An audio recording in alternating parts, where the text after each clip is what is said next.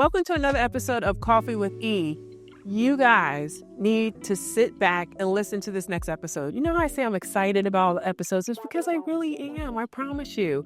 This episode, I had the opportunity to sit down and have coffee with none other than Maria James-Thiaw. She actually is a published author, and her latest is Hair Story. And it talks about the journey that people go through with their hair and what it actually means. Did you know that in Africa, certain tribes may have been identified simply by the way that they wore their hair?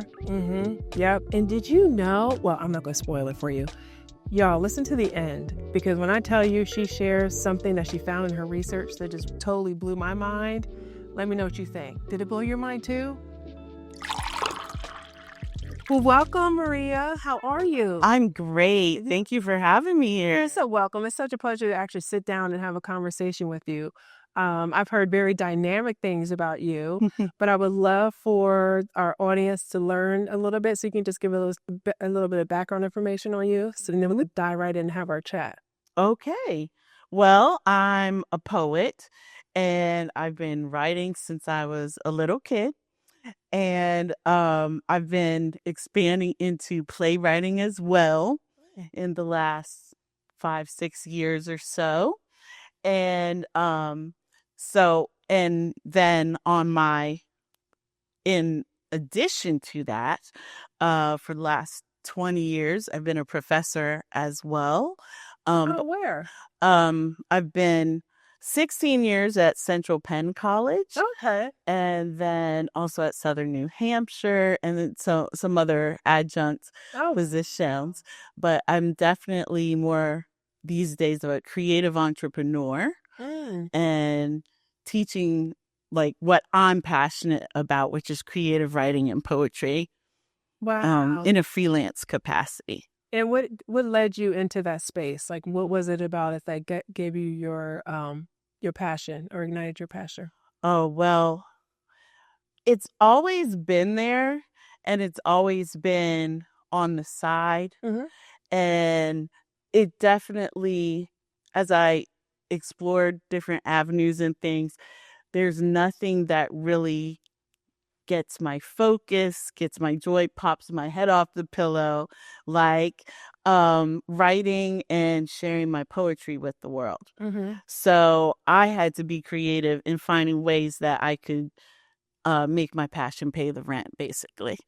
Oh, wonderful. So then about that passion, like what is it about the creative writing and the playwriting that gets you excited? Like you just like, Well, I decided when I was little that once I learned how to write, I was going to make poems. And that's weird because I didn't have the skill yet, but I saw my father reading his poetry. I saw him writing. I saw him sharing with people, sitting in circles and sharing his words with people. I said, I'm going to do that. And so I started very young. And then as a little kid, I was encouraged, winning contests and getting teachers' attentions and things like that. I was encouraged. And I think that's really important with young people, to encourage the gifts that they have rather than trying to push them into your direction, to encourage where they are. And for a while, I did stop, angsty teenager, but in college I picked it up again and started published my first chapbook at 19. And it's just, I don't know why, but it's just the thing that really just gives me that spark. And for me, also, the subject matter, it's like when I was a little kid, I might have wrote about teddy bears and bumblebees, but I write about social justice. And even if I try to write about like nature or something, it's the snowflakes are pounding on me, it turns into social justice. So it's just really, yeah, no matter what I try. So social justice is your channel or your focus when you write your poetry and your plays and so forth. I would definitely say when it comes to the work that we must do to create an equitable society. Yeah. My tool in that work is a pen. Someone else's tool might be, hitting the streets, protesting. Someone else might be in the legislature. My tool is poetry. Oh, wow. Okay. So then what's some recent published work that you've done that you're excited about? My most recent book is called Count Each Breath, and it came out in 2022, and it was my picture of what 2020 was like as a Black woman. I had some unique challenges, and I knew that this time was very historic that we were going through. Yeah. 100 years from now, what did that look like for an African American woman in this society? So I also had the challenge of being a teacher and suddenly being thrust into that online space, and then having 2 children with special needs at home too. So there, and we had our little homeschool set up.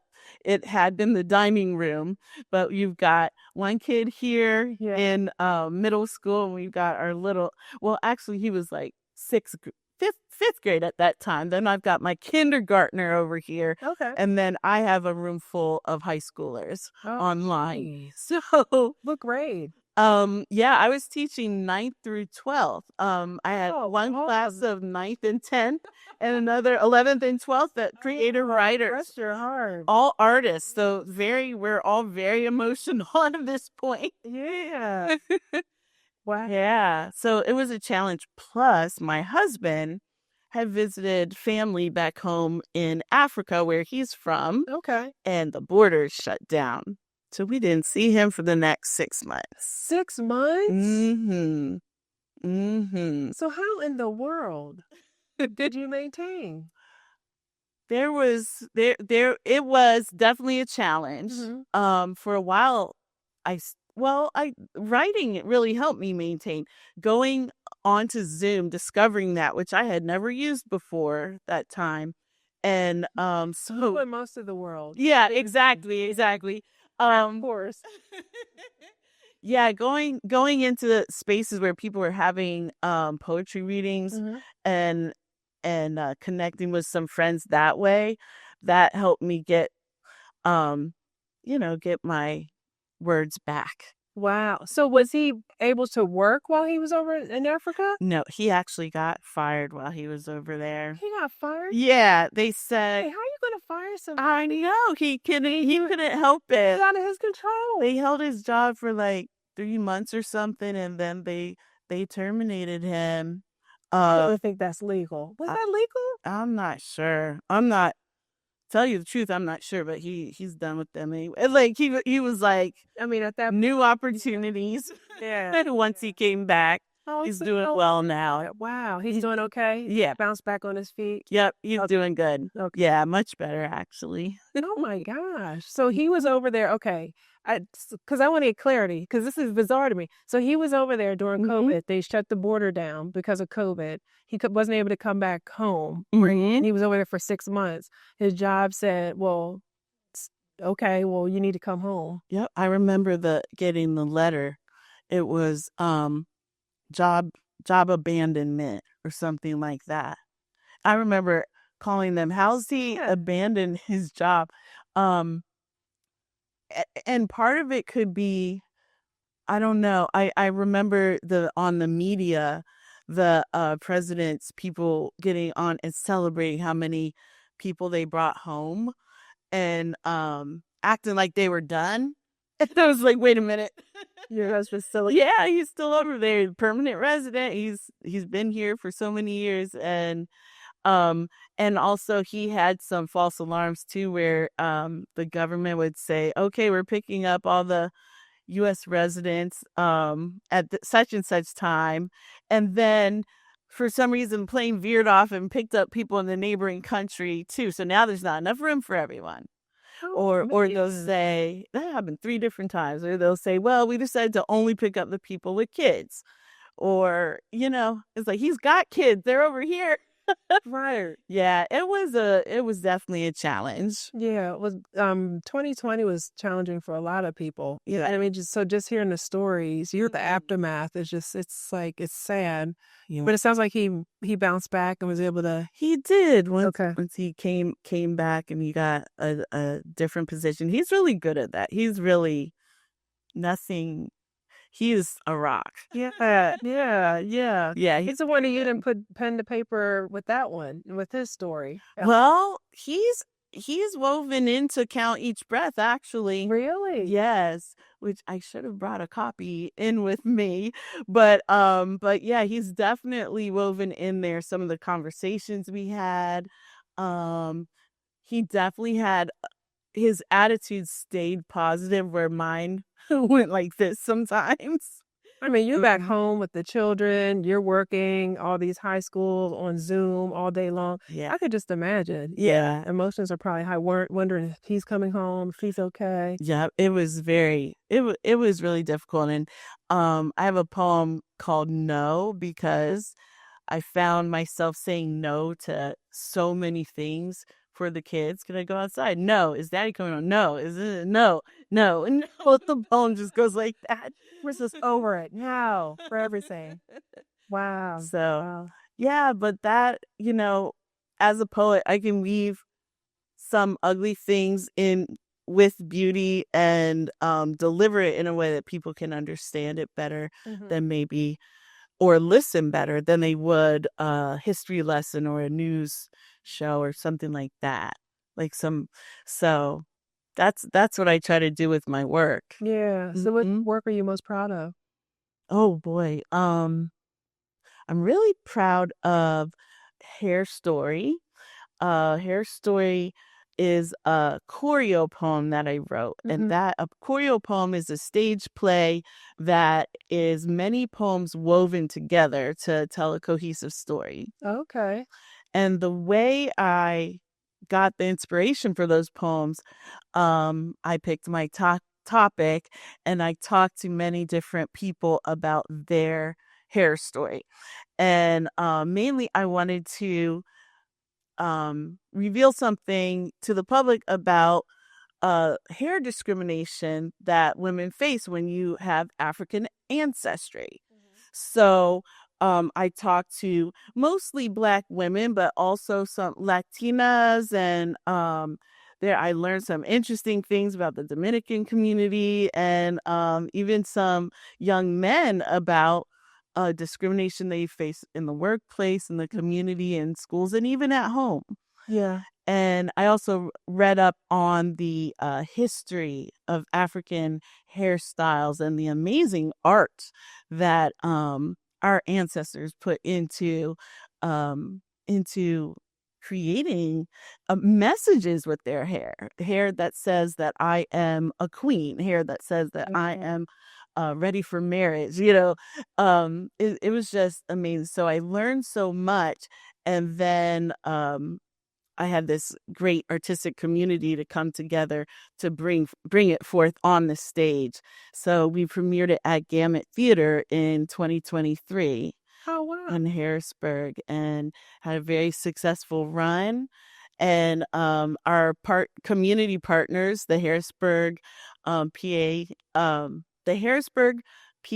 chapter of the Links Incorporated, really helped us to get the funding and get the word out, and it was really special. They were interested in finding a way to support the Crown Act, which is creating a I might not get the whole acronym, but basically it's an anti-discrimination law focused on African textured hairstyles. So it was a match made in heaven. Yeah. So some of the things that you discovered when you went through this research for this book, Hair Story? Hair Story. Hair Story. Yeah. Hair Story, Reclaiming Our Crown. Okay. And yeah, so when you went through that research, you were saying some of the things that you found were like, you were shocked by those? Like, what were some of those things? for instance, in Dominican hair salons, has been a practice of sneaking hair relaxer into shampoo and using that shampoo on women they consider to have pelo malo, bad hair, without their permission. And as you may know, that stuff burns, right? So if it's left in too long or whatever, it burns and it will mess up your curl pattern and stuff. So there have been lawsuits in the United States of Dominican owned shops where they did that. And yeah, someone that I interviewed that lived in Lancaster, PA, had that experience. So in Central PA, we have someone that has very, oh my God. So I wrote a poem called Pelo Malo, and I was honored to have a young woman from the Dominican Republic be on the in our cast. So it's like very authentic. And so what's considered bad hair? Dominican. Kinky, coily, African-looking hair. Oh my God. Mm-hmm. That's so sad. Yeah. Yeah. So if it was straight, that's good hair. Mm-hmm. Mm-hmm. Wow. And otherwise, they're putting shampoo with a little spritz of relaxer in there and put a shampoo in their hair. Yeah. And then wondering why that is Lynn a little bit. Yeah. That is wow. So what else did you find? A lot of young men that weren't allowed to play sports because of their hairstyle. And there's been some national stories about that. But even and in private schools, a lot. It was the wrestler, wasn't there? The wrestler that had the braids. Mm-hmm. Oh, he had dreadlocks. Okay, this is all coming back. They said he had to cut them off in order for him to wrestle. I do remember this. And what's interesting about that, I had dreadlocks for 22 years, and they came out against my will. Once my son came, something had to be the hair texture changed. But dreads are very serious. It's not like people don't take that step lightly. And so yeah, no, because I contemplated it. I'm like, yeah, my hair's gonna be locked up. Yeah. Yeah, that is a long. So I mean, people would ask questions like, when are you taking those out? You don't take those out. That's like locks. Yeah, you don't. And that was one of my favorite poems too, was I had two actors in the elevator, and one on the outside kind of illustrating, you ever see somebody giving you the side eye, and just the way the actors portrayed it, where it's like, I'm just gonna touch, nope, right. But locks have like rules. Like locks are spiritual. Locks are like, you don't touch them. I don't know. Well, I never went in the like. There's a whole culture. It's a culture. It's a culture. You're walking down the street and you see somebody walking. It's like you know each other. Really? It's like I had a friend who said they're his spiritual antenna. He's like, his locks started buzzing. He knew something was wrong at home. He went home. His girlfriend was cheating. He knew something was wrong. No. Yeah, people are very serious about their locks. So to have locks cut off publicly like that, no, that would not go well.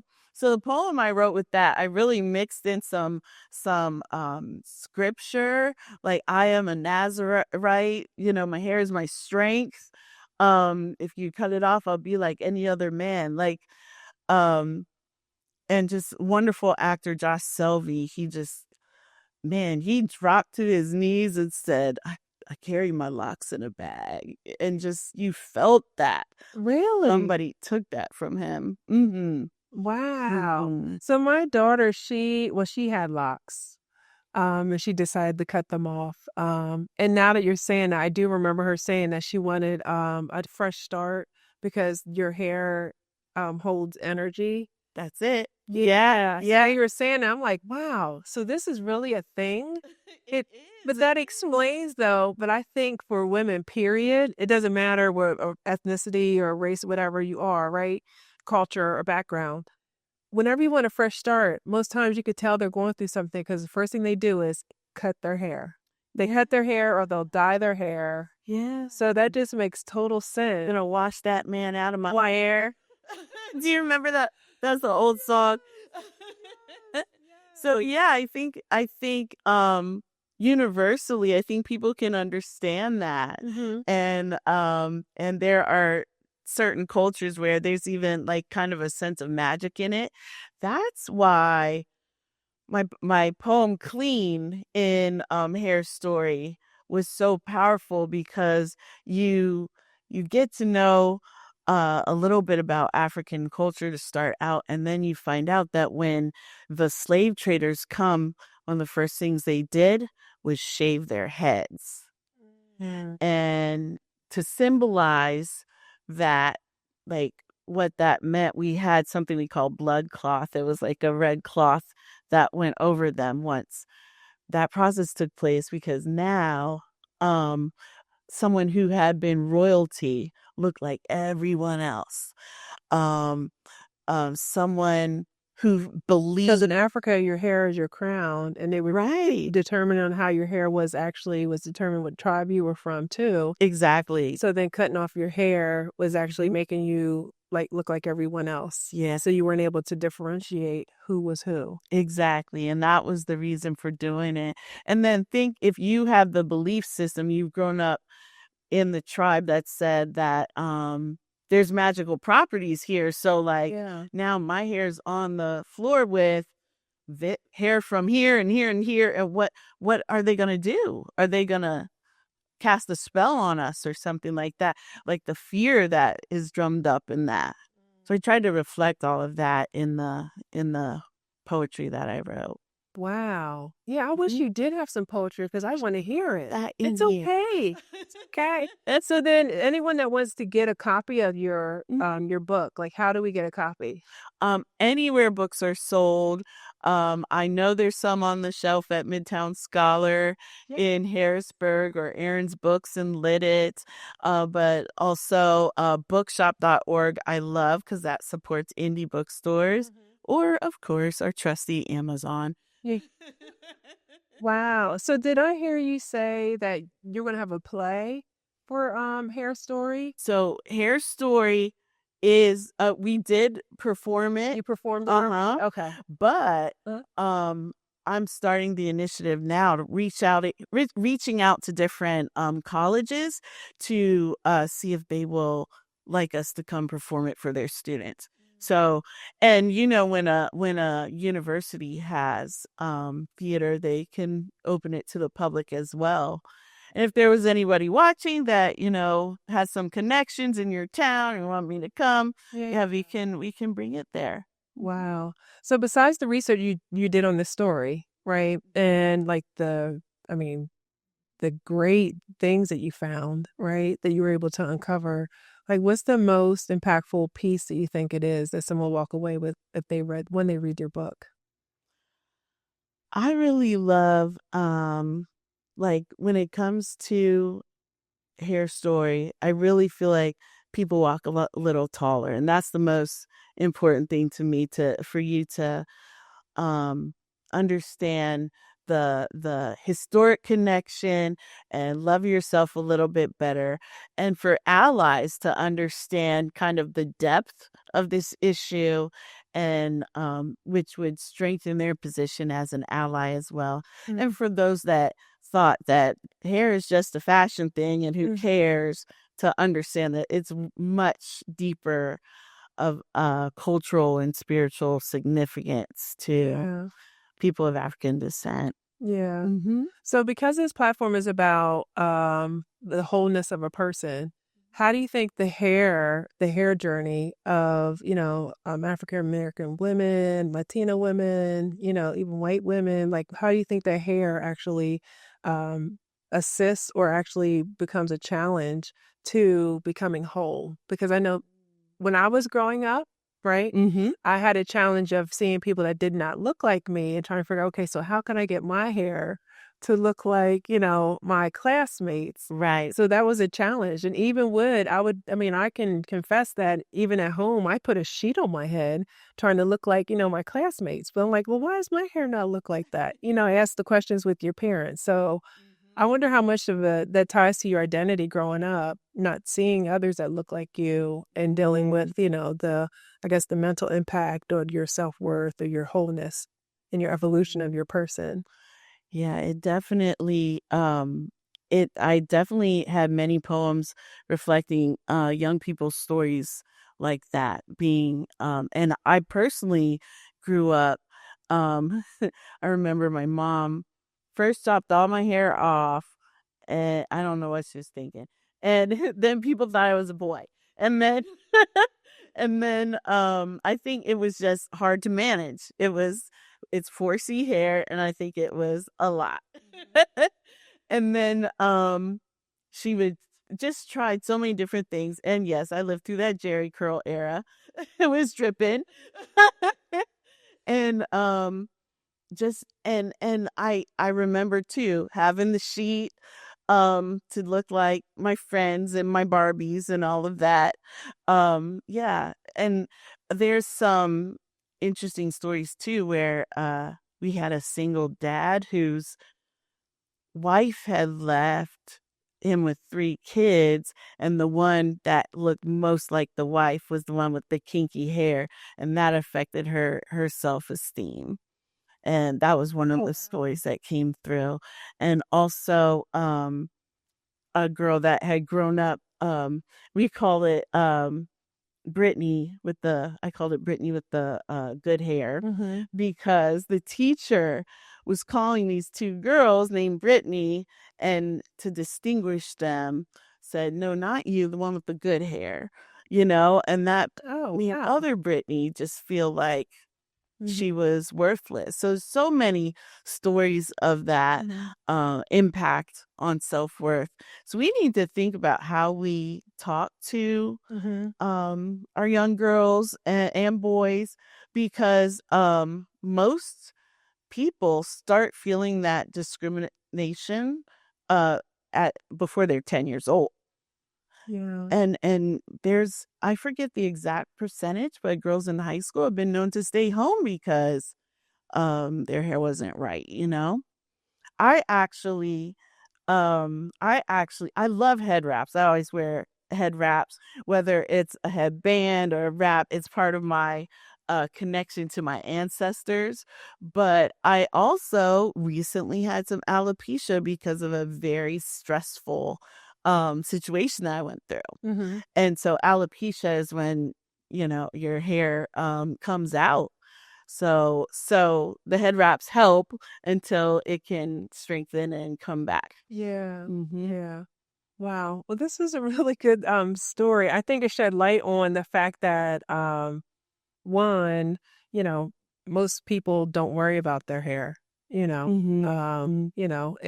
it but the hair in, the Black American and Latina communities, it's more than just hair. It may tie to our ancestors. So I think that was enlightening. And then to hear that you wrote these poems about the challenges and the struggles that we have, I'm interested to read it. I am interested to read it, read the poems, and to see, what we can learn, and to share with our daughters. My kids are grown, but I'm thinking my little nieces, and then I think it'd be something for them to walk away with something as well. Well, to hear some of the Hair Story poems, there is a clip of Hair Story reclaiming my crown on YouTube. And there's also put the link in this. Yeah. And I have a website which has our study guide and some more. So there's a course for reclaiming? You said study guide? So there's actually a course you can take? Well, it's not a full course, but we developed a study guide to connect, where you can learn the history of hair picks. And the oldest hair pick is 6,000 years old. They found it in Africa. 6,000? Yep. Wow. And there's so many facts like that, as well as for white parents that have adopted African or Black children. There is a guide for them on on healthy hair and skin. There's hair positive toys and books. So all of that's listed on my website, which is www.reclaimarts.com. That's my creative business. Reclaim I love Arts. that. I love that. Well, we'll be sure to make sure that we have all those links in the description for this episode so people can reach out to you if they have any questions. And then the best way to reach out to you, I believe you shared with me, was it Instagram? Was it Instagram? Yeah, Instagram is good. Yeah. Yeah. So we'll make sure that we tag everyone. So if they have questions about it as well. So, but I appreciate you sharing your story and her story. Yeah. And hair story. That's all the stories. Yeah. So great poet and published author. You're amazing. Thank you. Thank you. Thank you for your time. Okay, y'all, you heard it. Hair story. You got to reach out and give it a read. I'm interested. I'm intrigued to see what's in there. I learned some stuff today, so I really appreciate you sharing and taking time out to sit with us and have conversation. And you know what, y'all? If you enjoyed this, I need to hear from you. Hit subscribe, like, share, and I would love nothing else but to meet you in the comments.